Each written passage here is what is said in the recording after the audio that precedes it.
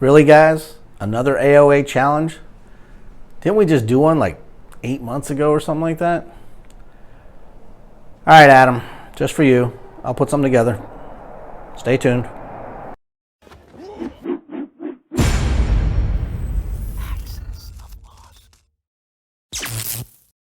Hello, everybody, and welcome back to my channel. This is Paul Knapp coming to you once again from the Man Cave, and I have accepted the AOA challenge, the first challenge of the year 2023.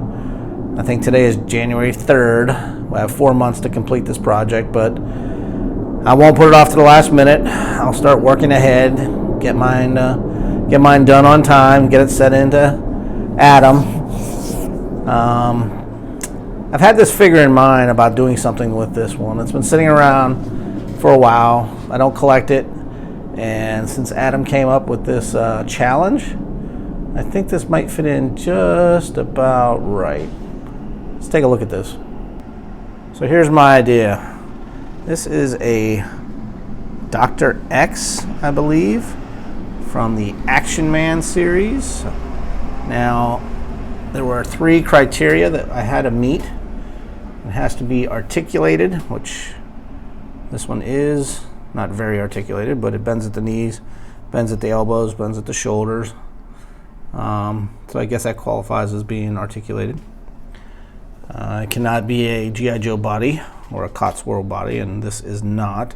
However, it was made by Hasbro, so I don't know if I'm going to get disqualified for being a Hasbro, but it doesn't look anything like a G.I. Joe, and it's no body type that they ever use for G.I. Joe, vintage or new. So I'm hoping I can get away with this. Now, the action on this figure is this.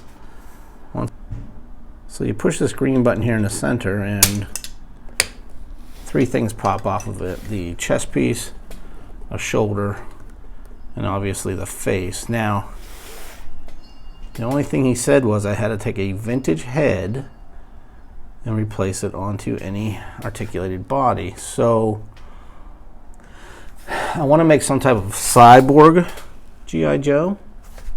I like these innards, but I'm not sure I can fit a head on top of this. This is one solid piece here. Also, I want that head to be able to pop off.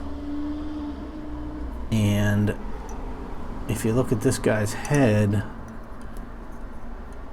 this little chin piece here, that's what the popping mechanism is attached to. So I think I'm going to have to cut his head off of that piece and reattach that piece to a G.I. Joe head. I don't know if I'm going to have to cut the eyes out of the head and put the head on, but then if I do that, his red eyes are going to show through, which is kind of what I want, but it's only going to be half a head. It's not going to be the whole back. It's just going to be the front face of the head. So I don't know if Jeff's going to disqualify me for this, because I really like this attachment that goes into his head. That's what keeps everything together, looking like hoses. I might weather it, but I really like the paint job. I don't think I'm going to do much to the paint job, to be honest with you. But I want to be able to get that head to pop off when I hit the mechanism, so it looks like a G.I. Joe cyborg of some sort. So I'm going to have to come up with some ideas here, but follow me along on this project, and let's go ahead and get started. So here is a old vintage G.I. Joe body, probably from '66 or so. It still has the painted hair. All I did was pop the head off. It's still somewhat pliable. So looking at that head next to this head, it's not too far off. The only problem is I think I'm going to have to cut the head and figure out a way to stick that on there, or stick that hose into his skull. I don't think I want to use flocking on this, because he wouldn't need it. I mean, he really wouldn't need it if he's a cyborg. He wouldn't need fuzzy hair. So that's where I am right now. I have the vintage head off, and let's see how we can attach this. Okay, so I detached the head from the hose there. That was fairly simple. It was just super glued on the inside, so I just cut that out. That came out fairly easy. And now I'm working on detaching this bottom piece from the head. I'm just using a Dremel tool and cutting through that. It is very hard plastic. It's not soft, so it is taking a while to cut through that. I'm trying to save it as best I can so I can reuse that black piece there and still attach it to the human head. Okay, so I was able to detach a small piece without too much damage. Filed that down a little bit. I'll probably do a little paint job on top of that once it's attached. Now the only objective is to get this head basically cut like that. I don't want to fit it inside here, but I'm just showing you how much different it is. I think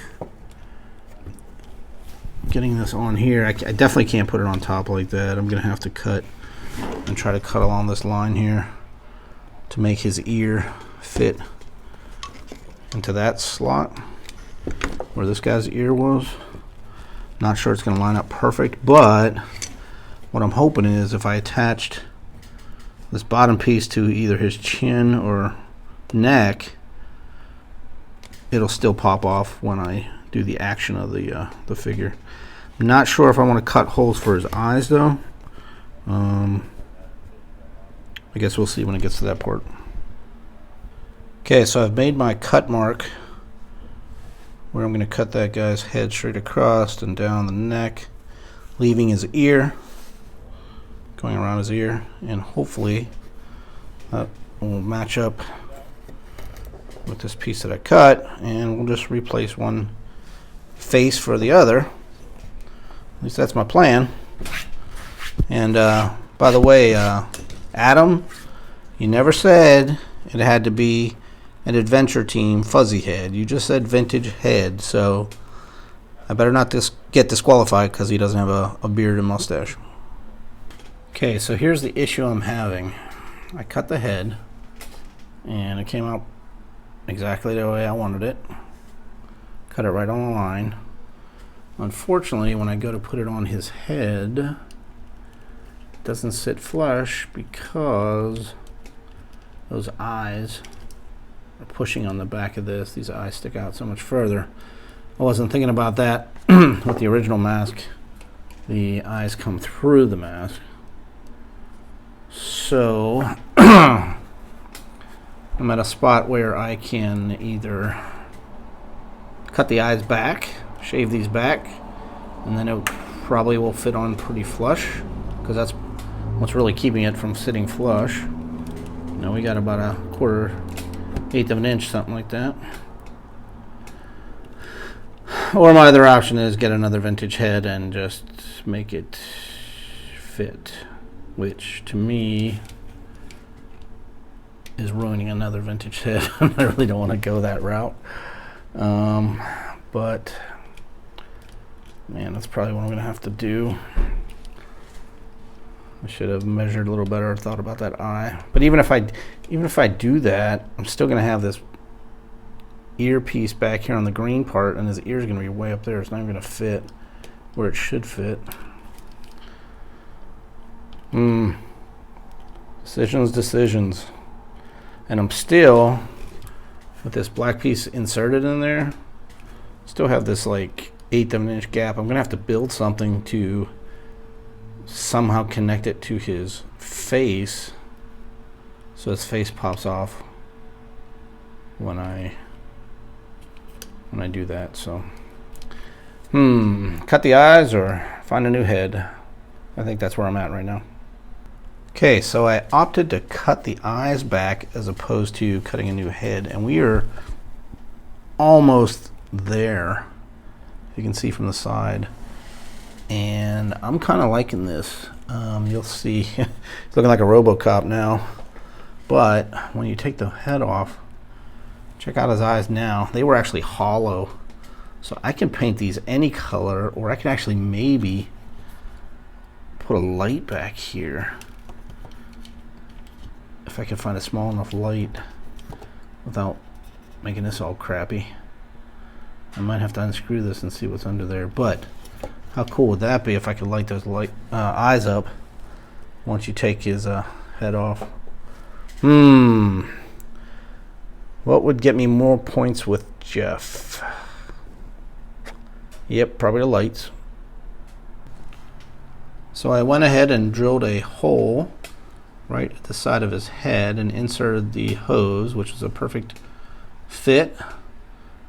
The only issue I'm having now is this gap between his neck and that little extender plug thing that we have to attach it to so his head pops off. But other than that, I'm just not sure if I should use some Plastistruck and create something in there, or do I use like Milliput and blend it in. So that's where I'm at right now with RoboCop Vintage Joe, I guess you can call this. Okay, so here's where I stand with this figure right now. I painted his eyes to cover that up. I finished the head with the connection. I made a little piece, kind of a neck plate to go across there. I'm waiting for that to dry so I can paint it and then attach it to the head. In the meantime, I painted his boots black. Didn't care for that blue at the tip. Also, I ordered an LED light. I tried for the longest time to get the screw out of here, but then after I looked at it, it was probably better just to drill a small hole under here to put the LED light in. And these are hollow, so I'm hoping that that red light will show right through there. And finally, I gave him a weapon. It's an energy pack weapon. The purpose of this, one, so looks like a futuristic type weapon. This was one of the Hall of Fame weapons. G.I. Joe still makes sound and light. Looked a little futuristic, and I took one of the Hall of Fame backpacks and just attached a wire to make it look like it's an energy pack. And then on the inside of here is where I'm going to house the battery, and I cut a little hole here to run the light up in there. So hopefully that'll serve as two purposes: a backpack with this energy pack for his gun, and then also hold the batteries for the LED light for his head. Just waiting for that to come in from Amazon. I'm just hoping this works. Okay, so I bought this little LED off Etsy with the on-off switch. Just a 9-volt battery. So if I go ahead and hit the switch, we have connection. Not sure how well you can see that, but the game plan is to put this in the back of his head and hopefully shine that through his eye holes and put the 9-volt battery in the backpack. So here is the test run.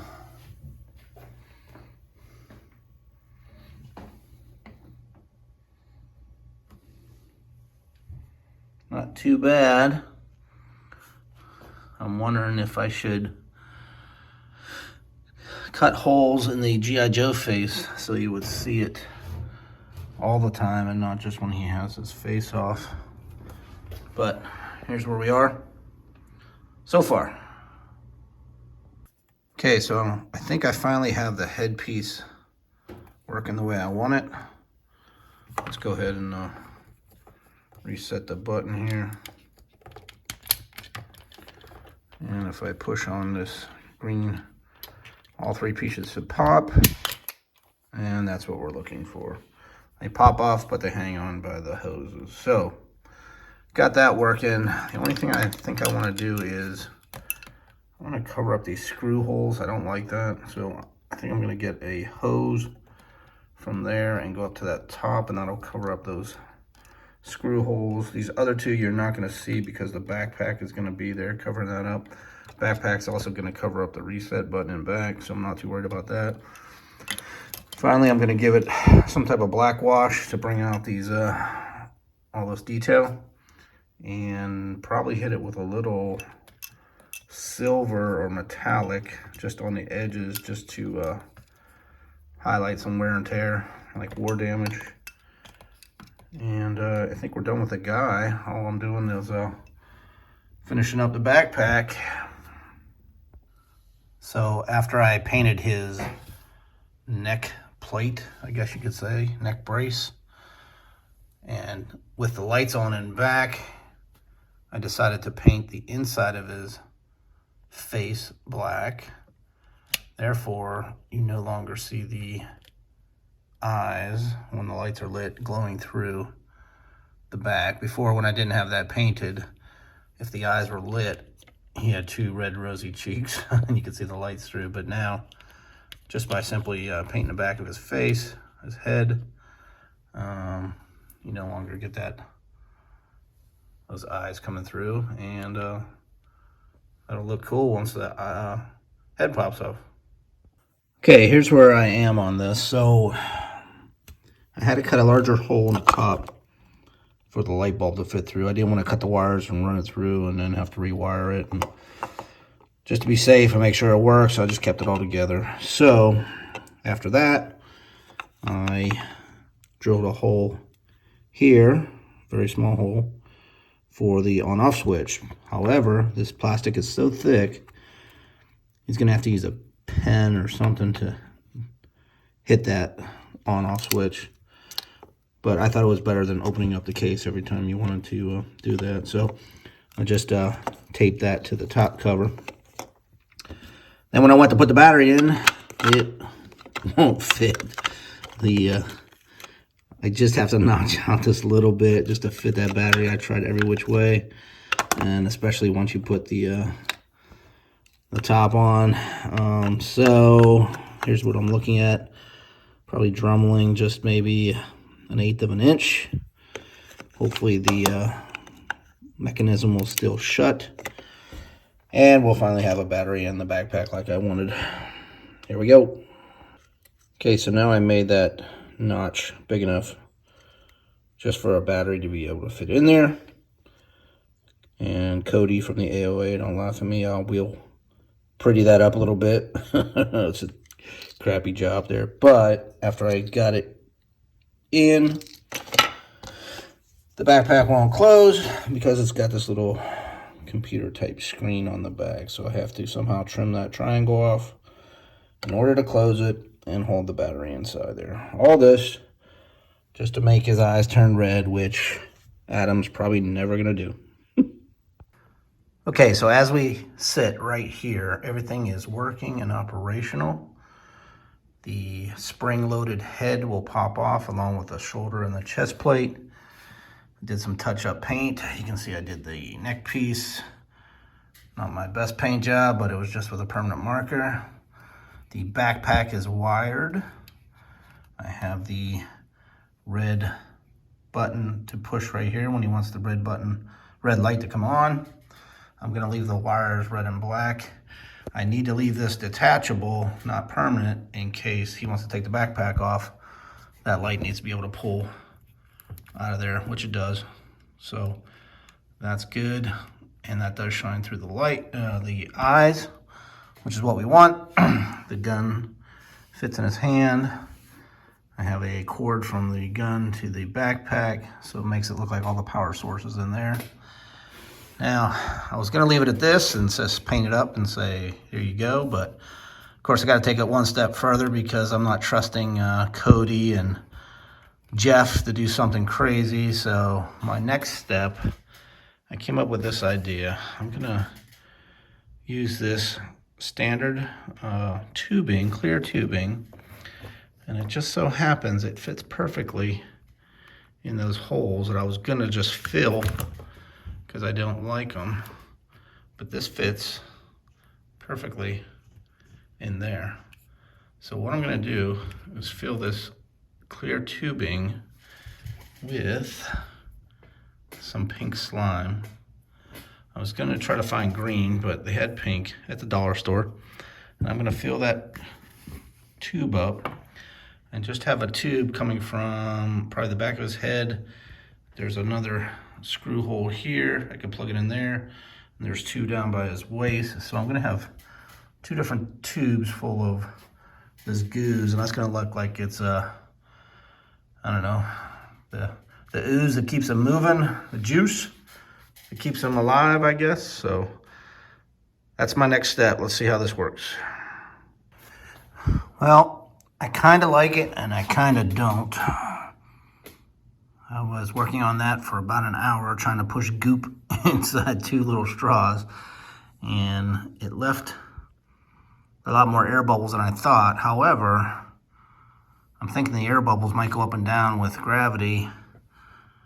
Hopefully they won't leak, and it may look like blood or ooze or goose or whatever. So maybe having the air bubbles in there is actually a good thing. I don't know. I guess we'll have to wait and see. And this is my final submission for the AOA challenge put out by Adam. This is Robo Joe.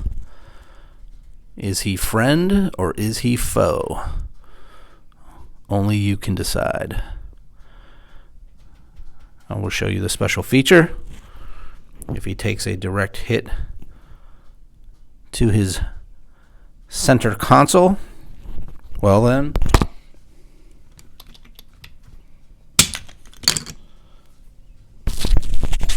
he reveals his inner dark secret, his glowing red eyes, and the fact that he is all robotic and there's nothing human about him at all. So hopefully this will work as my submission for the AOA. I have an old laser gun there from the Hall of Fame issue.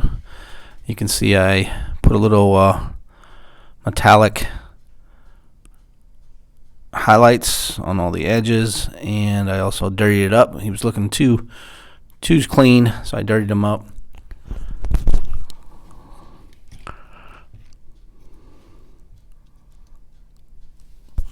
If we take a look at the back, again, I left the light removable because if he does take the backpack off, this is how the hoses turned out. It's interesting because I had them filled. There was not that much gap. I don't know if it shrunk or if bubbles came out, but it kind of looks like it could be flowing. So I guess it's better than having it solid pink. But so yeah, so there you go, Adam. Here's your on-off button right here for the light.